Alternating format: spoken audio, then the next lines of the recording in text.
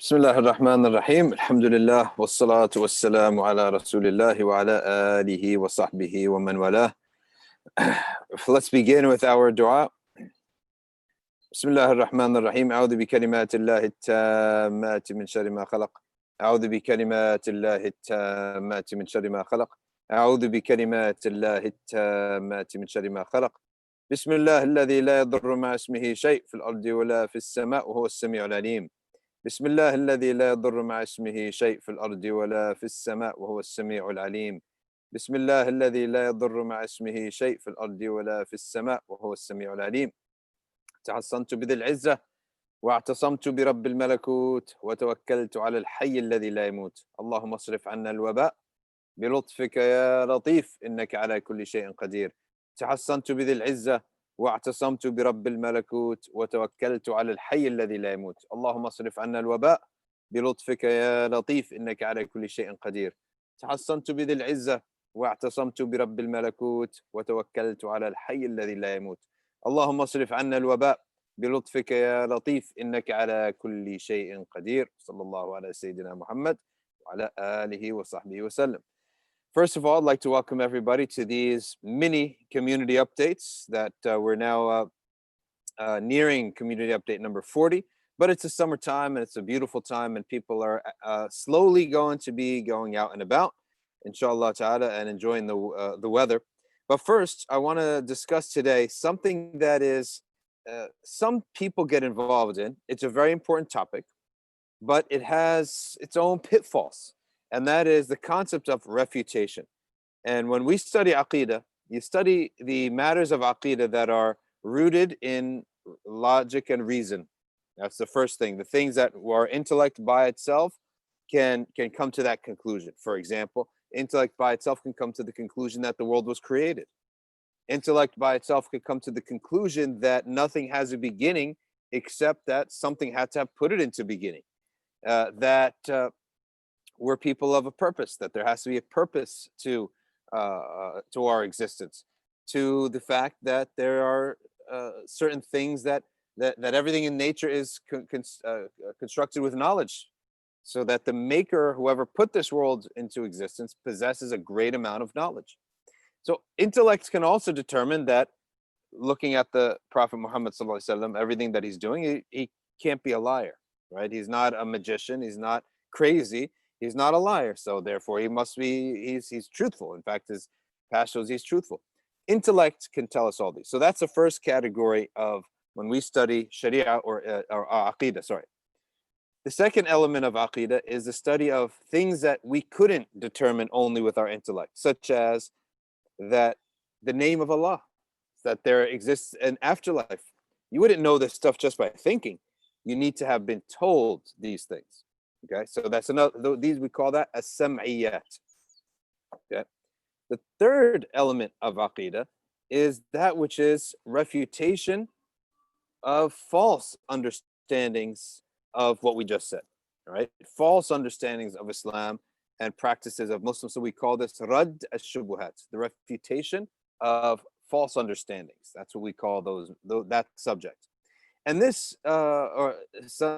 in English, we call it heresiology. And people who are involved in refutation, it's extremely important to understand what's false and what we don't believe. But there are pitfalls that some people fall into when they start getting into the concept of refuting, that we need to refute this, we need to refute that. And sometimes it's extremely important because you have situations where ideas are coming in. So we have to understand that there are extremes with these false ideas. Okay. And the first extreme is that all heresiology and refutation is hate and intolerance. This is a ridiculous idea because every idea can be stated correctly and can be stated incorrectly. And when there are false ideas stated, they have to be corrected. So the idea that all heresiology and refutation is just hate and intolerance is a rejected idea, based upon how everyone else eats. When you need to eat food and you look at ingredients and you say, oh, there's khanzir in this. Nobody says you're full of hate towards the pig industry, right? When someone says, oh, there's alcohol in this, you can't eat it. Nobody says that you're intolerant, right? When your child wants to eat something and it's 6 in the morning, and he wants to eat a bag of Skittles, and you say no. You don't say that you're hating against Skittles, right? And you're a hater and you're intolerant. No one says these. So nobody actually lives with that idea. Okay. Now, what's the opposite extreme?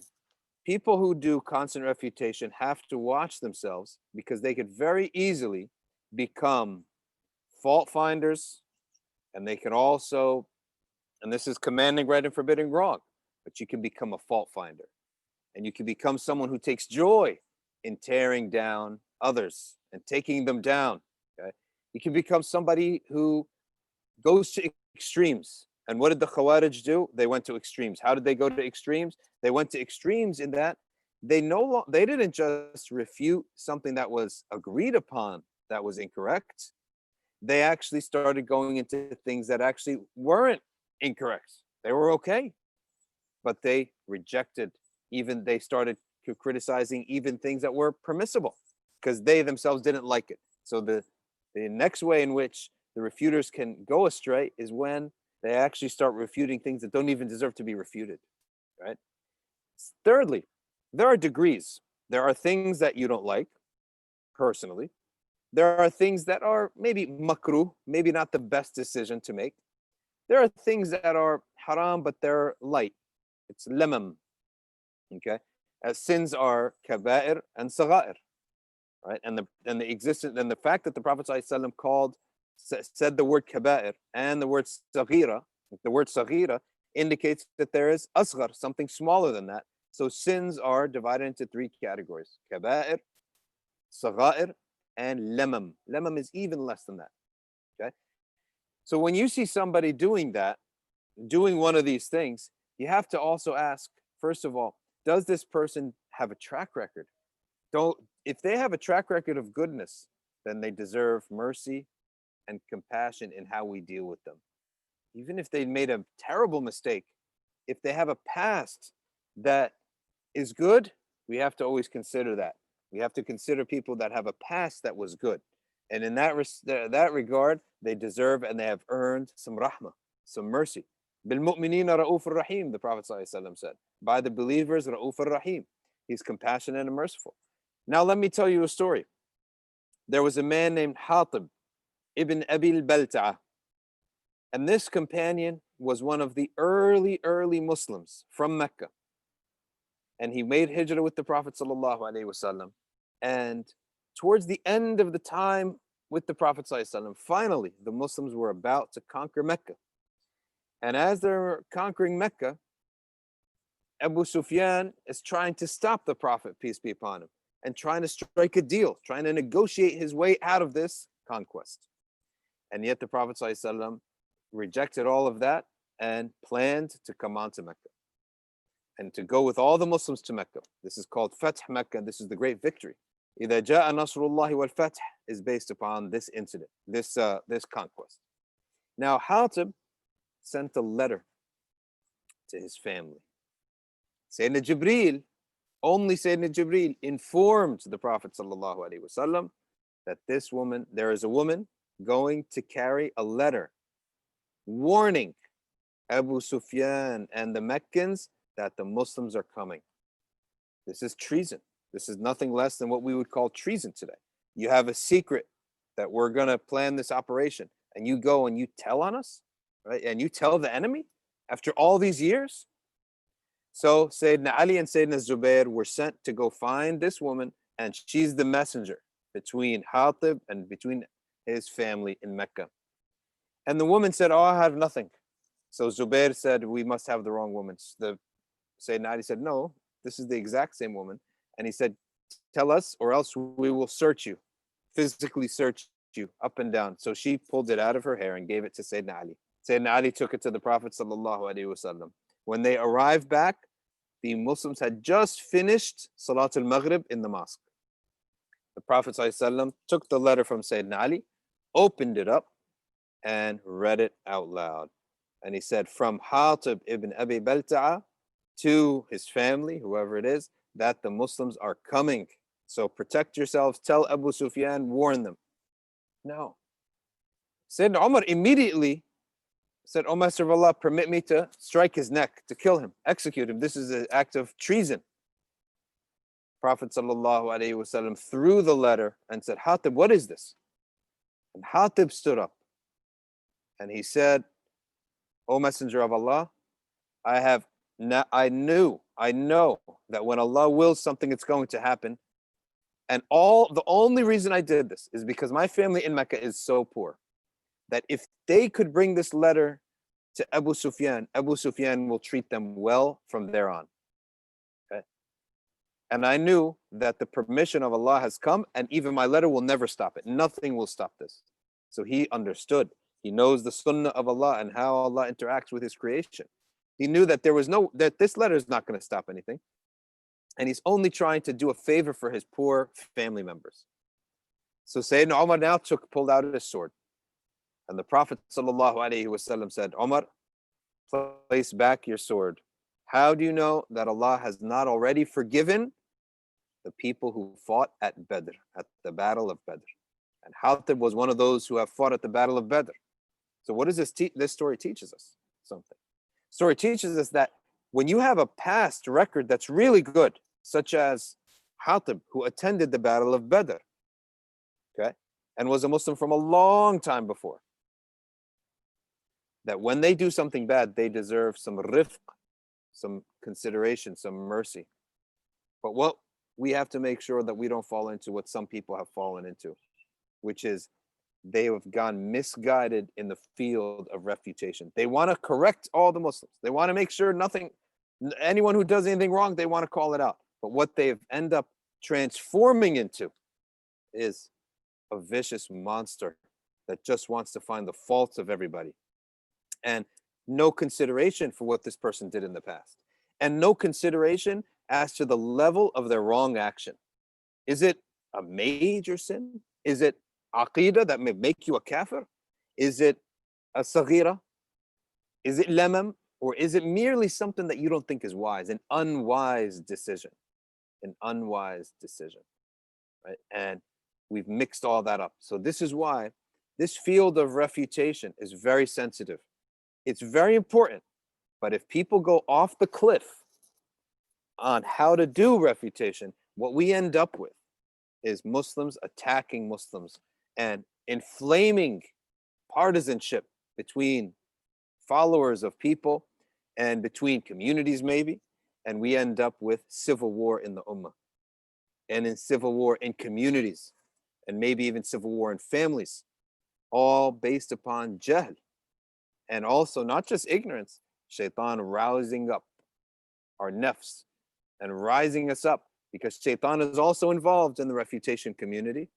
He's involved in trying to create discord between people by confusing them, by elevating something that may be an unwise decision, maybe makruh, maybe even haram, but debatable, to elevating it up to that this is the cause of all the problems in the ummah, and we have to cut him off, and we have to attack him, and we have to kill him. If not physically, we have to kill his reputation. We have to realize that this has taken over some people, and we have to never fall into this trap of making a demon out of someone who is not a demon, making a shaitan out of someone who is not a shaitan. Worst case scenario, you stay away. Worst case scenario, you can be very upset with somebody. You could be extremely upset, but no civil war. You could be extremely disappointed, and you could be advocating the opposite of what someone's doing. Okay? But without the civil war that Iblis is trying to create inside of our ummah.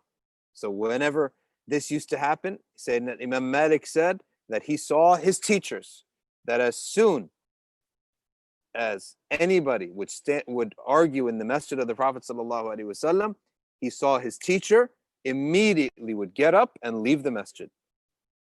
Many people would think he should stay to solve the problem and solve the dispute.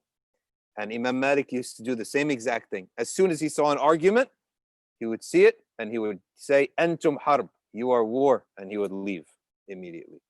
So this is an important lesson on the boundaries and limits of refutation and of commanding right and of forbidding wrong. So with that, we will now turn it over to some announcements that we have with Sami Kadovic.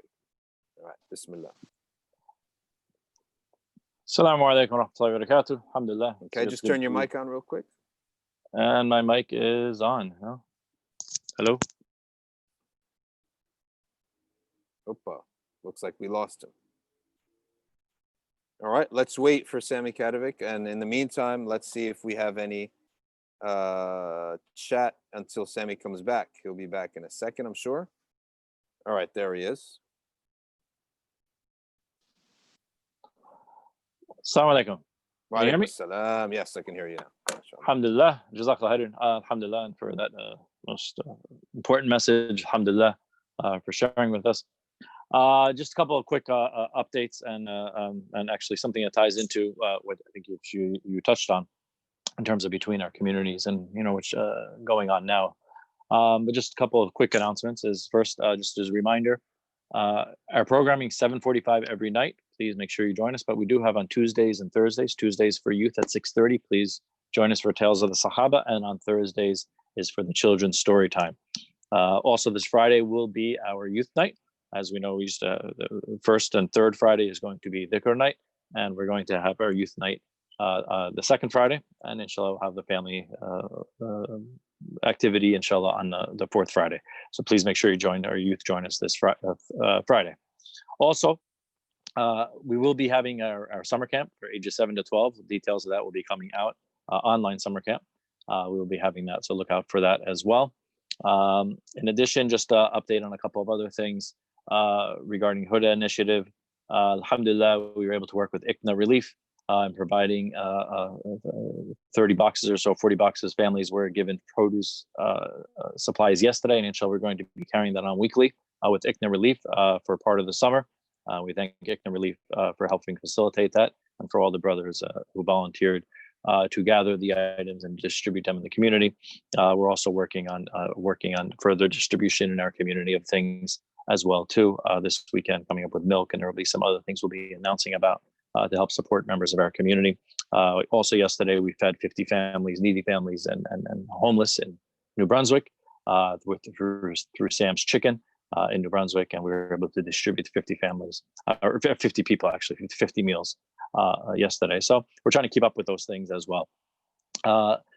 Secondly, obviously we had good news we heard from the governor today, and it's not good news because all of a sudden the governor is allowing us to do things, but it's good news in the sense that the governor feels more comfortable in the state, and the advisors in the state that are starting to lax some of the restrictions that were placed on us during this COVID crisis and the pandemic.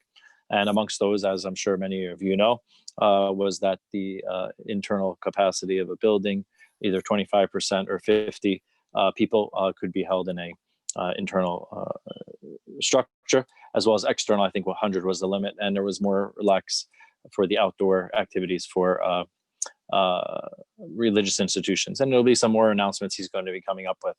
And so immediately, which is a good thing, people want to come back to the masjid, and that's great. MBIC is working on trying to figure out the best possible avenue to take to open up the facility that accommodates as many people as possible, while at the same time providing for the necessary safety for the community, as well as obviously complying with the government's regulations. So every masjid is going through the same process as well too. And so as Sheikh Shadi had mentioned, that some things are opinions of disagreement. And there may be some masajid who feel more comfortable based upon their circumstances to open a certain way, and other masajid to do something else. And we shouldn't use this as an opportunity. Well, so-and-so is doing this. Why aren't you doing this? And you're doing this. And so every masjid there have the alhamdulillah team and a board, and alhamdulillah, we've gotten a lot of texts and that's great. We are in contact, alhamdulillah, through the Central Jersey Masajid Initiative with all the masjid leaders. They're all sharing their ideas and things that they are doing. But every masjid has to ultimately make the choice of what is in the best interest of their community, based even also on their physical space and how to do that. And so just keep that in mind. So we are working on that, and we'll be putting announcements as well as to keep you updated of when and how we'll be opening. But it isn't merely just because the governor has lifted off the restrictions that we open. No, there's the other considerations that we're taking into play. And so we want to make sure that it is safe, and as safe for everybody as possible inshallah ta'ala, and within the governing authorities and within pursuant to our religious mandates, etc. All of that together, alhamdulillah, we have a team and the board and that's been working on putting that together. So please be patient. Alhamdulillah, the desire is there, and if you have the desire to return back to the masjid, that's a beautiful thing. Say thank you to Allah subhanahu wa ta'ala for putting that. If you don't have the desire to return back to the mosque, ask Allah ta'ala to give you that desire, because that's a very good thing that we all should have, inshallah ta'ala. So please be patient, but we will be following up with that announcements as they progress. And please don't start trying to cause fitna between masajid by telling the other masjid, oh, NBIC is doing this, why aren't you doing this? Or going to NBIC, oh, this one's we don't want none of that. We want to try to, like I said, respect everybody's authority and space, and make sure that we don't, cause any difficulty or hardship for any other community during this time. Lastly, I just wanted to, remind everyone, this Saturday, inshallah, I know so many of you have been going to protests and have had this opportunity to go to protests. I saw some people in New Brunswick protest this weekend. I know people were in Franklin Park in North Brunswick and East Brunswick, North Brunswick today. Also, there was a protest, and people have been participating from the community. But an official one, quote unquote, if we can say that, official one that NBIC is helping to coordinate and participate, is going to be joining all of the masajid in at least Central Jersey and Northern Jersey. We're going to be gathering in Newark this Saturday, and so as part of the government order, obviously be safe. It's going to be outdoors. Make sure you have your mask, do your social distancing, whatever needs to be done. It is not illegal. So some people were like, "Oh, this is against the governors." No, the governor even specifically said that it is not illegal to go to protests, even if it exceeds the outdoor numbers. But having said that, obviously you want to take the necessary precautions. But inshallah, NBIC will be joining other communities, and its communities all throughout New Jersey, Muslims throughout New Jersey, spearheaded by ICNA's Council for Social Justice and the coordination of the different masajid. And so we invite everyone to partake in that, and to, inshallah, if you feel safe, to go out and feel comfortable, please join us there. That will be in Newark on this Saturday. And if you're going to any protest, alhamdulillah, make sure you're always obviously representing not only the cause, but representing the deen and the community there, and your behavior and your akhlaq and your character, and so, and just don't, and of course, always be safe, inshallah ta'ala. May Allah subhanahu wa ta'ala bless you all, and look forward to, seeing more of you all this summer, inshallah. Assalamu alaikum wa rahmatullahi wa barakatuh. Wa alaikum assalam wa rahmatullahi wa barakatuh. We have a few minutes left, and we can take some questions. So, first question that's come in is, can you advise parents with children who are 5 and 7 in Islamic school, where in such school they're teaching about sifat early on, and say, how do we know Allah has hands? What is the proper and safest method of speaking of the attributes of Allah Ta'ala? He's speaking about, Jay Perez is talking about the attributes that appear to be like human attributes. And the simple answer to that is that to say that Allah Ta'ala does not possess, he's not limited, and does not have human attributes, and does not have a location, or is made of space, and is not made of matter, nor take up space. That's how simple it is. And that's what Imam al-Nawawi teaches as well in Sahih Muslim, his explanation of Sahih Muslim, that Allah Ta'ala, he says it is given that Allah Ta'ala is not made of matter. He is not made of any type of hiss like this, nor is he in a direction, nor is he so he does not have a jism, and he does not have a direction or a location or anything like that. Full stop, and that's the end of it. That's all you have to say. As for what those words mean in the Quran, they mean things that are different from exactly the physical element meaning of those words, such as the hand and those other elements. And it's unfortunate that you have to go to that at that early stage anyway. Now let's take the next question. Like Nature asks, what does Islam say about taking a knee?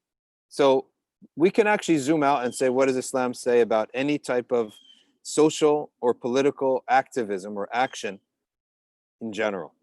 Right? And the answer to that is, provided that an act does neither contradict the Sharia, nor contradicts or breaks the law and gets you in trouble, then there is nothing forbidden about it. So in this specific matter, taking a knee, it's not going to be, it won't be forbidden for doing that in Islam, from doing that in Islam, and you use your own judgment on that matter. That's one of those matters where you use your own judgment. The next question, do you have any books on Aqidah or even lectures or podcasts on this topic? We do have a really good Aqidah book.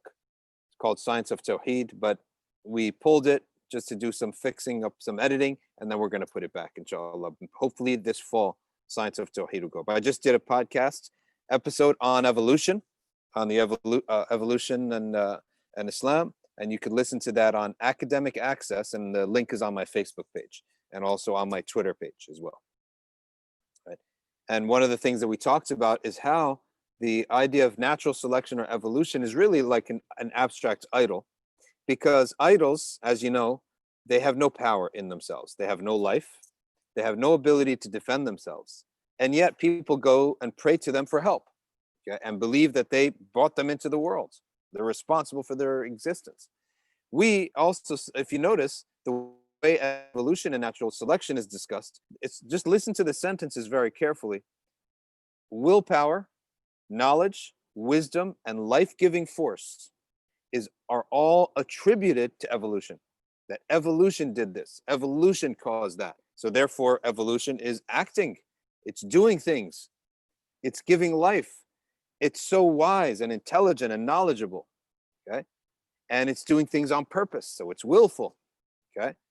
But yet, ask the evolutionists, is natural selection alive? Does it possess the ability to hear and see and communicate? Of course not. Yet, it's able to give life to something else. It's able to give hearing to something else. It's able to transmit sight and the ability to speak to other creations. Yet it itself does not possess life, nor hearing, nor speech. How can this be? So it's exactly just like idolatry, except this is an abstract idol. Okay, it's an abstract idol. So I've asked many people like this, the amateur evolutionists and Darwinist supporters, is evolution the source of life? They say yes, evolution gives life. It's what creates. What designs. Okay, but is it itself alive? No. It's not a thing that can come to life. So it's not alive, but it gives life to others. This is nonsense. Okay. Question from Luis Gamer Cool 23. What do you think kids should study academics, since we don't know what's happening in future? Well, the first thing you should study is English. Okay. I would study English first. That's the first thing. And I would study, if I was to do it all over, I would study coding. I would study coding so that I could be a coder. Okay, it's because computing today is the tool of the day, right?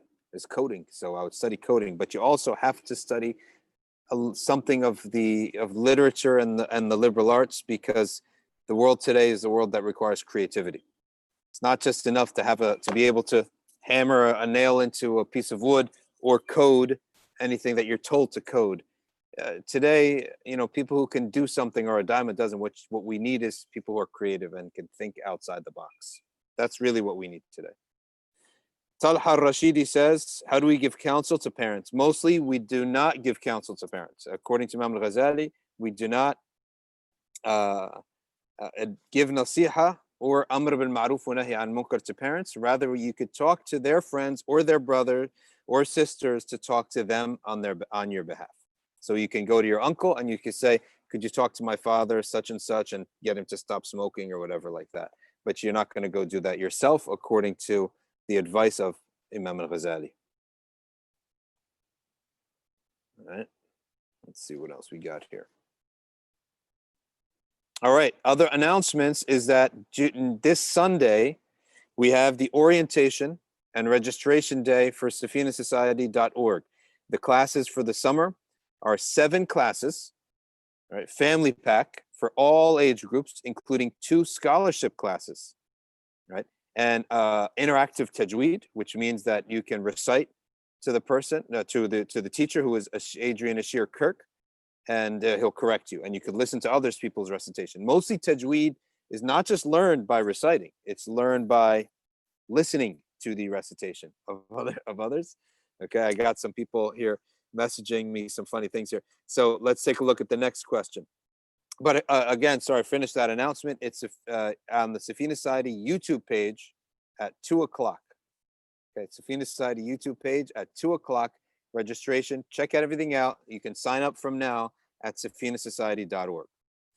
Okay, next question is, when Allah tells us that He won't test us beyond what we can bear, does that include the fire? No, that's a good question. And the answer is, when Allah tells us He does not say we will not test you with what you cannot bear. He said we will not obligate you with what you cannot bear. That means all of the matters of the Sharia are doable. That's really what it means. The issues, the commandments of the Sharia are doable. If they're not doable, then there's a clause already built in the Sharia that allows you out of it. Okay, such as, for example, making wudu when you have a cast on, right? You can't do it. It's impossible to do it. So, but the Sharia already has given you an outlet from that. All right. Prayer when you're sick, when you're traveling, there are outlets for this. Fasting when you're pregnant, there are outlets for this. But fasting by itself, when you're healthy and all the conditions are met, is doable. لا يكلف الله نفسا إلا وسعها. So this ayah has to do with the rules of the Sharia, not anything that happens, okay, around you. If someone comes and tortures you, and you don't say, oh, Allah will not test me with what I can bear, so I should just take the torture. No, that's not what it means. It means the rules of the Sharia are doable. They're all, human soul can bear them. And if they cannot bear them, then the Sharia itself gives us an outlet from it. Okay. So Al-Rashidi says, what if they have no such authority that you can refer to? Then you have to speak to them in as most gentle way as possible, in the same way that Sayyidina Ibrahim said, Ya abati, if yeah, oh my father, and he gave him very gentle advice and was very soft with him, like that. If you can do that, then you can do that. But otherwise, if you can't and your parent would be offended, then don't even go there and don't even try to advise them. You could do other things like, slowly start going to the masjids, doing little things like that may expose them to something that will benefit them.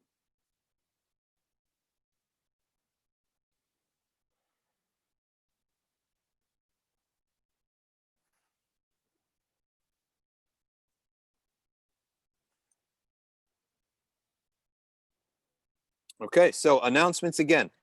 MBIC Summer Camp, June 29th. Safina Society classes online, all of it's online, June 21st. And the registration and the orientation, to give you information about it, is 2:00 this Sunday. And Saturday is the march in Newark. Okay, if you want the information again for that, let me read it to you real quick.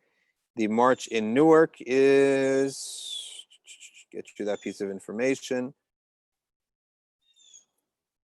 Right. Where is it? Bismillah, here it is. It's also on Saturday, 2 p.m. All right, so Saturday, Sunday, 2 p.m., both events, Newark, and then the Safina Society orientation. And then the Monday after that, the 29th, 2 weeks after that, is the MBIC, the kids camp, which will be all online. All right, any final goes to the questions? Looks like there isn't. And in that case, let's close up before Salat al-Maghrib with our dua against the plague, which, any dua is good, even if it's calming down or otherwise. Let's keep doing it. Okay, Bismillah. Where is my dua? Bismillah, there it is.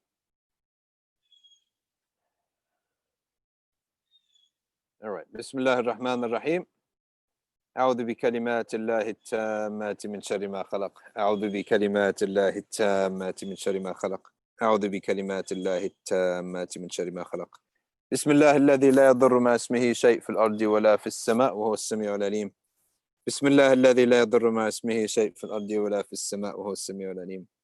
بسم الله الذي لا يضر مع اسمه شيء في الأرض ولا في السماء وهو السميع العليم. تحصنت بذي العزة واعتصمت برب الملكوت وتوكلت على الحي الذي لا يموت. اللهم اصرف عنا الوباء بلطفك يا لطيف إنك على كل شيء قدير. تحصنت بذي العزة واعتصمت برب الملكوت وتوكلت على الحي الذي لا يموت. اللهم اصرف عنا الوباء بلطفك يا لطيف إنك على كل شيء قدير. تحصنت بذي العزة واعتصمت برب الملكوت وتوكلت على الحي الذي لا يموت. اللهم اصرف عنا الوباء بلطفك يا لطيف إنك على كل شيء قدير. صلى الله على سيدنا محمد وعلى آله وصحبه وسلم. One more question came in, which we'll take. Very good question. Are all intentions equal? Is it the same to intend through one act of worship that you gain Jannah, avoid Jahannam, gain Allah's Rahmah, or to gain something of the dunya, or to be near to Allah subhanahu wa ta'ala? The answer is they're all equal in their acceptability, in their goodness. But within their goodness, some are more excellent than others. The most excellent is to worship Allah because He deserves to be worshipped and that you love your Creator and you love to worship Him. The second most excellent is the desire for paradise. The third most excellent is fear from hell. And why can't you have all of it? You can have all of that in one, but one may dominate over the other. Then after that is matters of the dunya. And this is good as well, but not as good as the first three. Because the dunya is a matter that's temporary and those other matters are eternal. Right? Jazakallahu khairan, everyone. Thank you very much, and we'll see you tomorrow. Wassalamu alaikum wa rahmatullahi wa barakatuh.